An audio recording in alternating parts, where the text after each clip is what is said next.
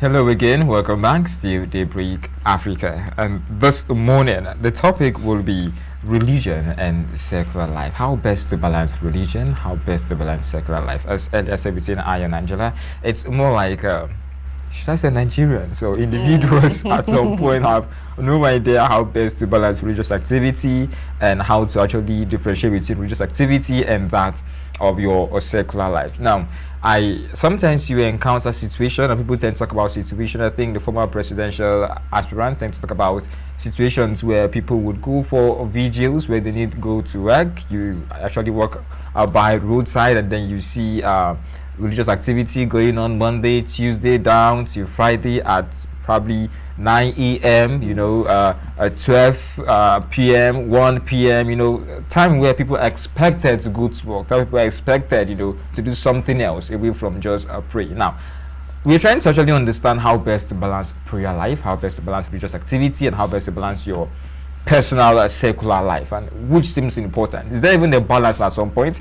At some point, people feel maybe the spiritual life tend to coordinate the physical life, so you dwell more on the spiritual things, and then by default, your physical life, secular life will just find their fittings where need be, an angel from above will just come to, fix you, and all that. But we're not talking all that with our guests. As always, we have Sylvester Celestine in the house. This time, he's not a bachelor for the morning. He's more like yeah, pastor. Pastor slash spiritual advisor. Okay. It's more like our spiritual advisor at this point, not really the usual bachelor. So, Sylvester Celestine, welcome on the show once again. Good morning. Good morning. Thank you for joining us today. It was the shock on your look. I mean, you're more like on a spiritual note today. We have done a relationship and it's more like you were like, no, Ezekiel, I guess I've given my life to Christ, so I need to be on God's side, need to speak on things that relates to God and to heaven. I was like, all right, good. In Nigeria currently, you can't go on social media without saying one thing about religion, saying one thing about a pastor, and people coming out to criticize and all that. So, I mean, since you're now a believer, why not you just come and then give us your quota? First of all, I don't like the way you are bringing in bachelor and so on and so forth. Oh, sorry, you're married already? I wasn't invited. We've not been here for a while now. I believe some people must have forgotten certain things. Oh, sorry for bringing that into remembrance. But he said he's still single, but he doesn't like remembering that. So of course you're not single. He or we? You actually. No, it can't be us. Sorry. I actually left that league a long time ago. Okay. Long time ago. Yeah. I reserve my comment. Sorry, you didn't get the invite. I reserve my comment. It was only for friends and family. I don't want to drag things. Yes. All right. Today we are talking about faith and the secular lifestyle. Now we see in our society today that people are segmented into different groups. We have the ones who are very religious. They believe they are the ones who know God particularly, and they associate with they don't associate themselves with anything secular at all, while some other people believe they don't believe in God, and then they just live as life, whatever life gives to them, they just flow with it and all of that. Meanwhile, there are some people who struggle in between. Today they are here, tomorrow they are there, and then so we have different we see different things like this every day. And not to forget that Nigeria is one of the most religious country in the world. So what do you think so far regarding religion when it comes to balancing religion or religious beliefs with secular lifestyle? In life, nothing comes easy. What I'm trying to say is balancing the two together is not an easy task. It's difficult, it's complicated, but it's not impossible. Balancing the two, first of all, you have to, be able to identify this from that. You have to know which is religious lifestyle, then you now know which is secular lifestyle. I'm very sure that some people that could not even differentiate between the two. It's just that they're doing what they say altogether. But like I said, balancing it is not an easy task. It's what we keep trying every day. Because salvation on its own is what we fight for every day. Meaning, no one is perfect. No one is. There is nothing like a righteous man on earth. Yes, we all have our own blemish. So balancing the two is not easy. You have to be able to do what is good. You know, secular life is different from religious life. But then, is it a sin to be in a secular world? That is another question we need to ask ourselves. Because I believe there is a kind of secular life that is not acceptable or should not be acceptable as a believer, as a Christian. There are something that is kind of useless kind of secular life. Even as a non-believer, seeing this kind of behavior or, you know, way of living, even as a non-believer, you have conscience, you might sometime at some point ask yourself, we've been doing this thing, what is really the, you know, usefulness of this, and why do we do it? Because sometimes, seriously, there are sometimes people do things. You keep doing this thing because this is what you came to see in the world. You've been doing this thing, but at some point in life, you think about it, or someone may ask you this question: we've been doing this thing. What is really the usefulness of this thing we've been doing? We know sometimes that this is not good, and we keep doing it. Why? Someone asked me that question a few weeks ago, or a few days ago. We know this thing is not good, and we are still doing it, but why? And I laughed because I did not even know how to start answering it, giving response to that question. And he asked, the way he asked me, but why, made I laughed very hard. But seriously, that's a very big question there for us to answer. So balancing the two is not easy. It's just to know what to do and when to do it. We know we believe in God, we have faith in God, and there is this kind of spiritual life. You know, there are believers that is not really kind of spiritual, but they are going to church, they do go to church, they believe in God, but their spirituality is not very loud. People that goes to church, they believe in God, they have faith in God, their spirituality is over 100%. Like 150%. People like that seeing you dressing anyhow. Now those people, some people, they don't even have time to maybe caution you or advise you. Those ones, they will just condemn you instantly. Okay, I think this brings me to the next question. How would you differentiate between a religious person and a spiritual person? Because I want to believe they are two different things. A religious and a spiritual person. See, a religious person, some people just go to church, they believe in God, they have this like personal, you know, connection with God, relationship with God, they believe. That is a believer, a religious person. You do what you are supposed to do. You go to church, you pay tithes, you follow the commandments as far as you can, because nobody can just tell me that you do everything that God says. At some point you may fall, but the bottom line there is that you keep trying. Even when you fall, you rise again and try. Great. And you do everything you're supposed to do. But coming to a spiritual person will do all that. And then the spirituality aspect is they pray a lot. That's spirituality. And sometimes they may do a little too much. That's my own observation. They tend to do a little too much. Well, you know, they say too much of everything is bad. I don't know if it's also applied in terms of spirituality. I'm just saying, you know, imagine you are living in a kind of environment, and your neighbor is kind of this spiritual person, but you are a believer, no doubt. You believe in God, but this your neighbor that is very spiritual. 5 a.m., 5:30, prayer have started. You start hammering prayer. Maybe that time, say you are a student, all through the night, maybe you stood up, you were doing research, you were reading. Maybe that's the time that you wanted to, okay, let me just sleep maybe like 2 hours. Because in the morning you still have lecture, and early in the morning, that time you wanted to sleep. This your neighbor firing prayer, firing. If it continues like this, you yourself, you believe in God, you may react somehow, especially if you talk to the person and it does nothing changes. So in aspects like that, you tend to overdo without considering other people. I know spirituality is good, but there are certain things we need to consider, considering other people. Because if you keep doing this, this thing is affecting another person. And if you cannot, consider this person, is that not selfishness? Now, when it comes to Nigeria, as Angela earlier stated, it's more like we're very religious. Yeah.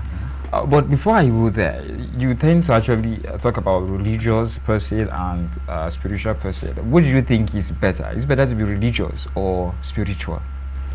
I believe there is a way we can put the two together. But like I said, too much of everything may become a problem. Which comes to the part of spirituality. If you're spiritual, you tend to do just too much. We can be spiritual, but don't be over spiritual. Don't be over spiritual. Yes. Be considerate. That's more like what I'm trying to say. Be considerate. Not when this thing is affecting another person, but disturbing another person, and you still keep doing it. That's more like it. So there is a way we can put the two together. You believe in God, you keep commandments, you do what is right, you even can do give away and so on and so forth. But doing it overboard, that's the problem to me. Well, many believe Nigerians tend to go overboard with religion or spirituality, whichever it is. We tend to do just a little bit of too much. It's more like people believe that it is a no-brainer when you pray for the dollar-naira exchange rate. It's total no-brainer. Some people believe it's a no-brainer when you start praying for a particular political gladiator, to be the next head of state or whatsoever. It's a no-brainer if you just want to pray through economic policies and economic principle. Do you really consider this truly just overzealous people just making a prayer point out of everything? Or is that really expected of individuals who really pray over foreign exchange, pray over the next president or the next governor, pray over the next economic policy? There is this phrase that they picked from a portion of the Bible saying, faith without work is dead. Prayer is good, believing is good, faith is good. But you cannot just sit down at the comfort of your house and pray over everything. Who will now do the work? Yes, prayer, like I said, is good. Why not pray and still work towards that, to accomplish, maybe to fast track our, the response to our prayers? I think if we pray and then act to it too, it makes everything very easy. Because God will not come down from heaven and then tell whoever is responsible for our problem in this country. God will not come down from heaven and tell the person, my son, you must change today or die. It will never happen. God can only pass through us, human being. God uses a fellow human. God may use you to help me. God may use Angela to elevate the station here. God may use anybody to elevate Nigeria as a whole. But prayer, saying that prayer alone will solve everything, personally, I doubt it. Just like I said, faith without work is gone already. So if you want to say define faith, it's the assurance of things hoped for, the conviction of things not seen. That is John chapter 11 verse 1. Then if we come to James chapter 2 verse 17, the phrase faith without work is dead. That's where it comes from. That is the origin of that phrase there. So you cannot be telling me sitting down and praying, and as we are praying, do you know the number of churches we have in this country? But this is a country that our economy keeps going down instead of appreciating. It's going down on daily basis. But we are praying. Then what is happening? If only prayer can fix everything, how come nothing is happening? That's the question we should ask ourselves. So from my own opinion, let's just work toward achieving our goal. Whatever you pray and ask God to do, let's try and apply, action, and see if things will not change. That's my own point of view. I actually painted a picture of Ezekiel this morning pertaining this particular topic. So I had a conversation with someone else when we got talking about elections in Nigeria and situations whereby people get discouraged to go and cast their votes. Meanwhile, people who go out to vote, probably their votes will now be taken advantage of. So is it that we are supposed to not vote at all? And even if we don't vote at all, which is actually not possible, there will be another problem. So even if it's 1 or 2 or 3 people who actually go out to vote, their votes might be used or taken advantage of in order for whichever party to emerge victorious, and all of that. So, and just right there, I got another news about some other pensioners in some other areas of the state saying that at this point, considering the fact that they are being owed some pension arrears and all of that, it is time now, more like they went spiritual about it. And if you look around, people are going more spiritual daily, as though we have gotten to that point where we feel hopeless, where we feel our strength or our actions can no longer do the job for us. What do you think is going on? How do you think we can overcome this? If we let the entire population of this country turn to prayers, but if everybody turn to prayers, turn to God and be praying every day, every morning, who will now, like I asked the question before, who will now go and talk to Mr. President? This thing is affecting us. Please, can you maybe help us? Is there a way you can help us out? Will God come down from heaven? Yes, prayer is good. And I know there is a reason for why everybody now turn to prayers. Okay, let's just say there's a graduate who finished school like 5 years ago and you've been applying for work and nothing is happening. Are you telling me that giving up is an option? If anybody advised you to give up at that point, please don't listen. That is when the prayer should come in. You are praying and you are still sending out those CV. One day, miracle will happen. Not everybody turning to prayer and stop doing the work. Prayer should actually aid our action. Do you understand? Whatever we do, we plant a seed and then we pray, God, please help this seed to grow, germinate and grow, bear good fruits. Not sitting down without planting anything. We are praying for a seed to grow miraculously, germinate and grow, bear fruit. I don't think it's possible. All right, we'll just cut this segment here before we continue on later. This is where we'll be going off. When we get back, we'll dive back into the second segment of this course, so do stay tuned.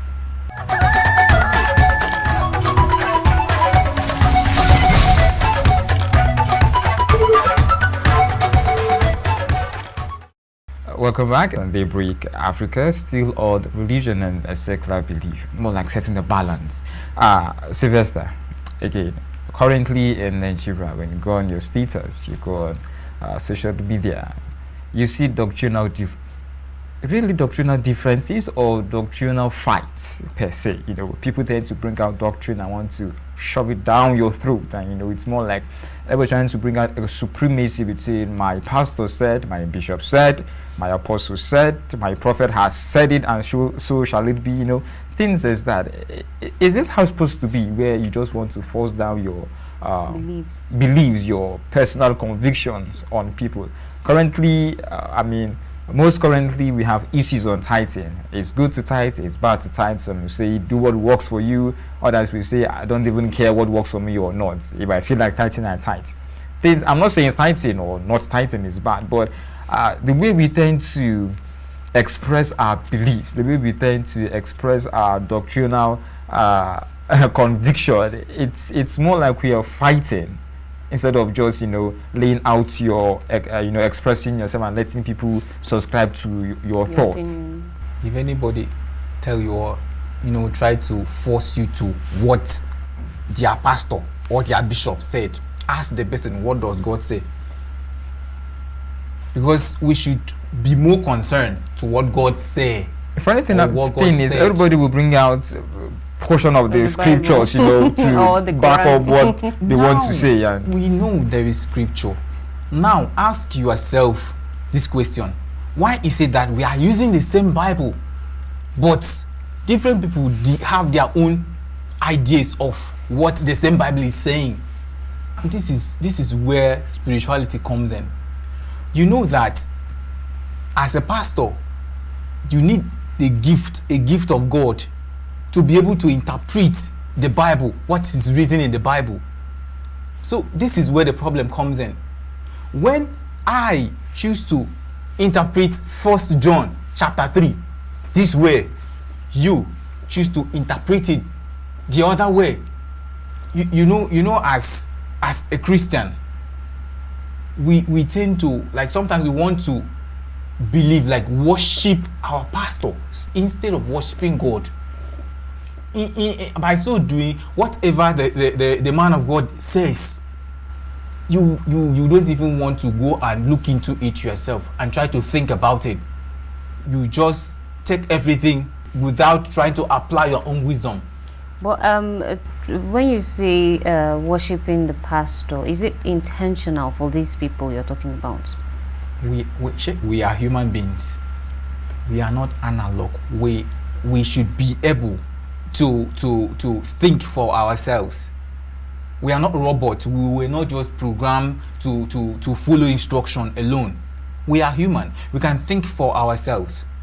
That is why some institution will have a particular problem. There are certain people to research, do a certain kind of research for a broader, maybe wider understanding of that particular issue. The same thing should be applied to Christianity, not just what the man of God is telling you. I know it's good to follow instruction. In short, that should be a kind of a platform for you to widen your knowledge. Say you went to church, there is a sermon from a particular portion of the Bible. Why don't you, instead of going online fighting other people, trying to force people to come and believe or accept what your pastor said, why not see in the other person's perspective first? If you see from their perspective, for instance, now if I see from their own perspective, I now take it, put the two together, what my pastor said and what Ezekiel said his pastor said. Look at the two. Check what are the difference between this. Is it that obvious? Is this one against this one? Because the problem here is the interpretation. That's what I see, is the interpretation. Sometimes there are some people that may see a context, maybe a scripture, the interpretation. It may mean the same thing at the end of the day, but just because the words are not the same, some people might just surprisingly start fighting because of this. The interpretation may be the same thing at the end of the day. If you look at it very well, it may still arrive at the same point, the very same thing. But the way we look at it, just because your church is not the same as mine, I'm a Catholic, you are winners. Since we are not in the same church, we are not listening to the same pastor. That's where the problem is. I always want to feel like my church is the best. My church is the one that is directly from God. My pastor gets information straight from God. God ministered directly to my pastor. So whatever my pastor said is the word of God. That's what God said. So, meaning, if we are not worshiping in the same church, your own church is fake. Well, this is just, I think the problem, like I said, is the translation, the interpretation. That's the problem. We should also learn to think for ourselves. Try to, do research, go into scriptures. We have different Bible versions, and the word, the interpretation is slightly different. This is part of the problem. For me, I think the solution lies within us. Okay. In northern Nigeria, where Sharia law is being practiced alongside federal labor laws, how do these two systems actually coexist? If we would go to that area, how do you think it coexists? This is where another fight comes in. Law, like say federal law, the law that the government made, they are meant to be followed. I don't believe that there is any portion of the Bible that said disobey the law.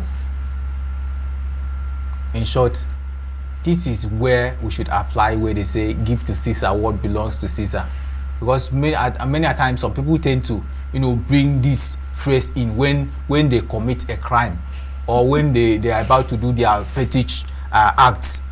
That's when they will now bring give to Caesar what belongs to Caesar.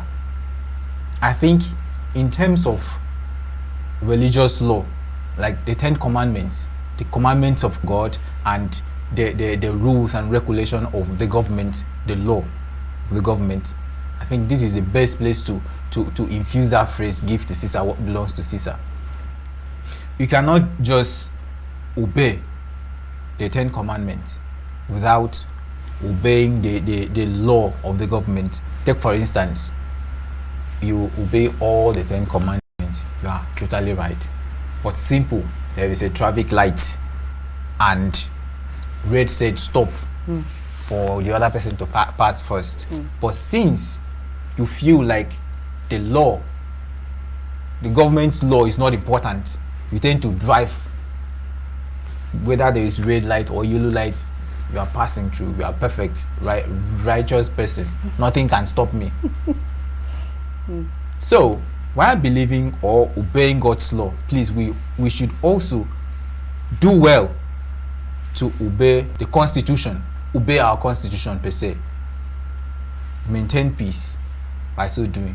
Now, in workplaces, for example, we have many individuals, for example, working in this station, and then you find out that different people, different beliefs, different religion. And well, we also have laws in the company, you understand. So just like you said, there are laws in the land which we're supposed to give to Caesar what belongs to Caesar and to God what belongs to God. You find out that some people's belief does not work out with the laws of some organizations. What do you advise certain people to do, or what would you advise companies to do in order to adapt, let's say, a wide variety of beliefs from different individuals who are going to be working in the organization?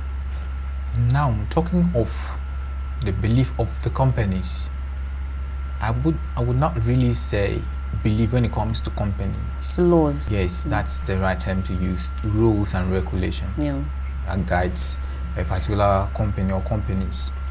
Now, in that aspect, rules, anything that doesn't contradict or obstruct your faith in God,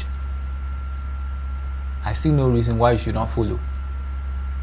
What if it does? If it contradicts or it comes in between your faith in God, I think, because at that point you may not be able to change the company's mind as a person. Each company, they have their own structure and they have their rules and regulations. So I think if as a person you cannot change, maybe you are not in position to adjust, or the way the rules is okay for the company to grow, or those rules are okay for the company to work with. So on your own aspect, you don't believe you can go along with the rules, I think it's safe to just back out. Yes, that's the safest thing you can do for yourself, because I believe there are other opportunities elsewhere that could help you grow even while working with them. Right now, I can't really think about the rules and regulation of a company that could come or interfere with a religious belief. Because the rules of a particular company, this is company, they are out for business, right?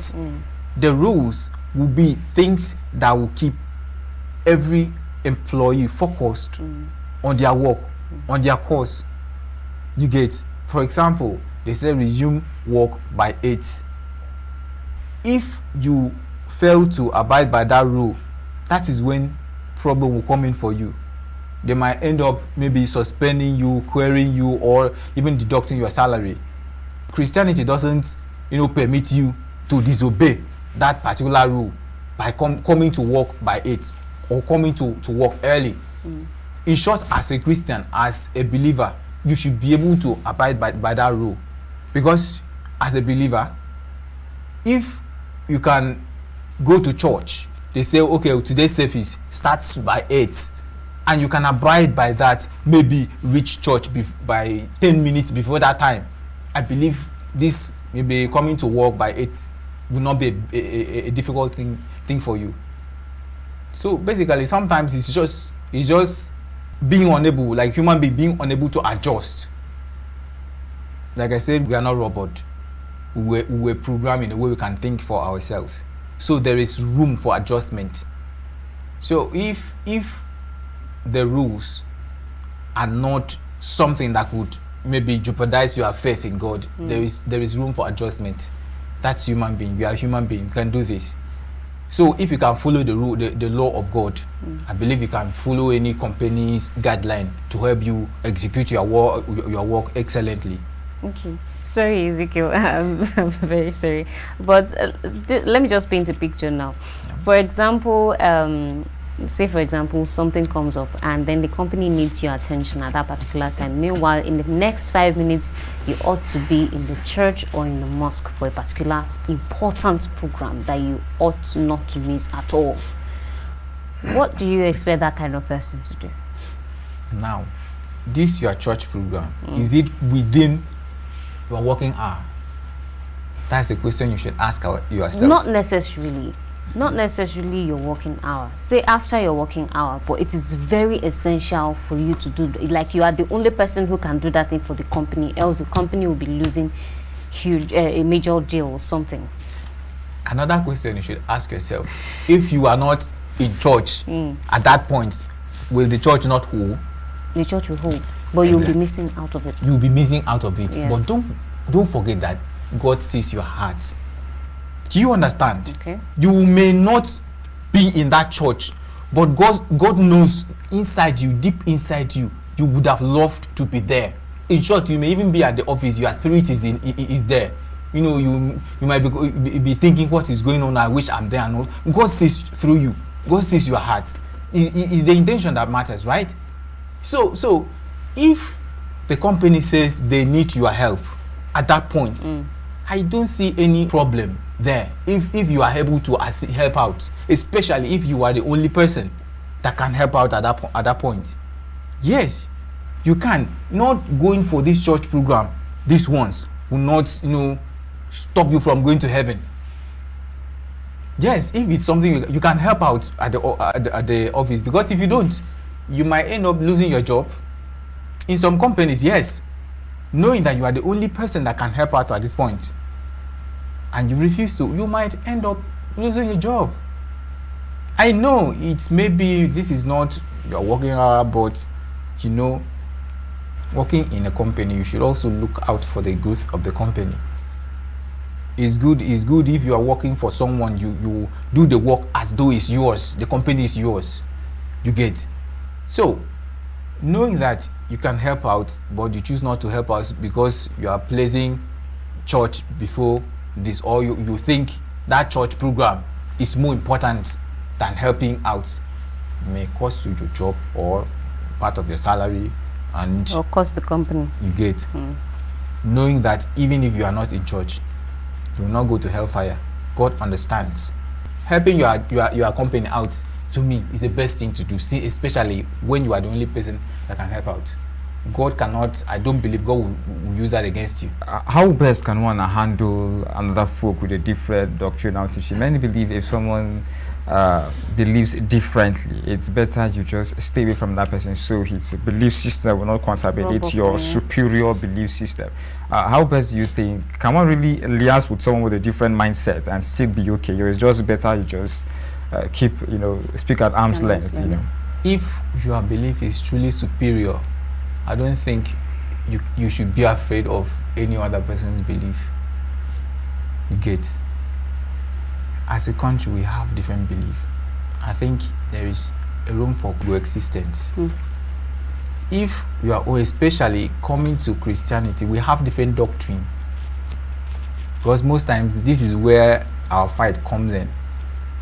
Christianity, we are all believers, but church doctrine, the doctrine itself brings in fight between us as Christians. So we can coexist. Like I said, it's a matter of understanding. Do you know that there is a way you can sit down? Your doctrine is different from mine. Mine is different from yours. We, understanding ourselves as Christians, as believers, knowing that we are using the same Bible. Do you know that there is a way we can sit down one-on-one, the two of us, and sort out our differences without fight, without going to social media? Do you understand?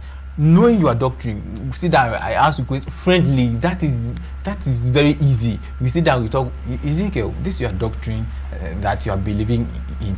Can you tell me more about it? I would like to know. First of all, the problem is thinking that another person's belief is rubbish. It's just like maybe students, nursery school students. You bring food to school, and I bring food to school. Now I'll now taste your food, and after tasting, I'll now say your mom cannot cook. Your mom cook rubbish. There will be a fight. Disagreement will arise. So I think it's a way of sitting down, understanding you. Then you understand me. Because I still believe that since it's the same Bible, it can never be totally different. There will be something similar. Just that as humans, we always want to prove a point. Everybody wants to win. We want to be number one. That's the problem. But if we put aside our egos and then try to understand each other, I think it's very simple to coexist. We can coexist. We can actually coexist. Thank you for joining us on this episode of Daybreak Africa. It has been quite enlightening. And I guess Ezekiel had some questions answered. It did. Anyways, this is where we'll be coming to an end of this discussion for this episode. It will bring us to end for the week. But of course, we'll be here same time, same station on Monday morning. You have a wonderful weekend ahead. I remain Ezekiel Ogar. I am Angela Daku. Have a beautiful weekend.